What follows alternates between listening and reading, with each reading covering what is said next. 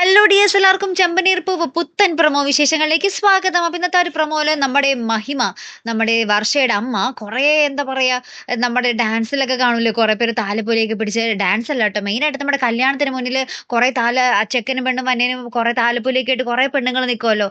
അതേപോലെ കുറെ പെണ്ണുങ്ങളെ ഓരോ പെണ്ണിന്റെ കയ്യിലും ഓരോ തരം ഫ്രൂട്ട്സ്, ഡ്രസ്സുകളെ ഒക്കെ ആയിട്ട് വരുവാട്ടോ നമ്മുടെ പൊങ്കലിന്റെ മുന്നോടിയായിട്ട്. അങ്ങനെ നമ്മുടെ വർഷ നമ്മുടെ ആ ഒരു ചന്ദ്രോദയം വീട്ടിൽ വലിയ സ്റ്റാറായി മാറിയിരിക്കുകയാണ്. നമ്മുടെ ചന്ദ്രമതിയും എല്ലാവരും, നമ്മുടെ രേവതിയും നമ്മുടെ ശ്രുതിയും ഒക്കെ ഇങ്ങനെ കണ്ണു തള്ളി ഇരിക്കുക.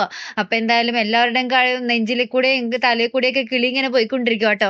അതേസമയം തന്നെ നമ്മുടെ രേവതിയുടെ അമ്മയും വരുന്നുണ്ട്. അപ്പൊ നമ്മുടെ പാവൻ ലക്ഷ്മിയമ്മ കയ്യിൽ കിട്ടിയ ഫ്രൂട്ട്സും കുറച്ച് പൂക്കളൊക്കെ ആയിട്ട് വരുന്നുണ്ട്. അപ്പൊ തന്നെ നമ്മുടെ ചന്ദ്രമതി ആ ഒരു പഴയ സ്വഭാവം പുറത്തെടുത്ത് തുടങ്ങി. നിങ്ങൾ കുറച്ച് പഴയ ഫ്രൂട്ട്സും കടയിലുണ്ടാകുന്ന ബാക്കി പൂവൊക്കെ ആയിട്ട് എഴുന്നള്ളി വരുന്നുണ്ടെന്നൊക്കെ പറഞ്ഞ് ആ ഒരു കളിയാക്കൽ തുടങ്ങിക്കഴിഞ്ഞു. പിന്നെ ചന്ദ്രമതിക്ക് പിന്നെ ഇത് ശീലമുള്ളതാണല്ലോ. അപ്പൊ നമ്മുടെ ലക്ഷ്മിക്ക് എന്തായാലും കേട്ട പഴക്കമുള്ളത് കൊണ്ട് അത്രയ്ക്കൊന്നും തോന്നിയില്ല. പക്ഷെ നമ്മുടെ രേവതിക്ക് ഭയങ്കര സങ്കടമായി നമ്മുടെ അമ്മ ഇങ്ങനെ കൊച്ചാക്കുന്നത് കണ്ടപ്പോൾ. നമ്മുടെ വർഷയുടെ അമ്മയാണെങ്കിലും നമ്മുടെ രേവതിയുടെ അമ്മ വർഷയുടെ അമ്മയുടെ അരികിൽ വന്നിരിക്കുമ്പോൾ തന്നെ എഴുന്നേറ്റ് പോകുന്നൊക്കെ ഉണ്ട്. ഭയങ്കര ഷോ കാണിക്കുന്നുണ്ട്. നമ്മുടെ ചന്ദ്രമതി തിരിച്ച് വിളിക്കാൻ പോകുന്നു. എന്നിട്ട് നമ്മുടെ വർഷയുടെ അമ്മ പോയിന്റെ ആ ഒരു പഴിയും കൂടെ നമ്മുടെ രേവതിയുടെ അമ്മയ്ക്ക് ഇട്ട് വെക്കുന്നൊക്കെ ഉണ്ട്.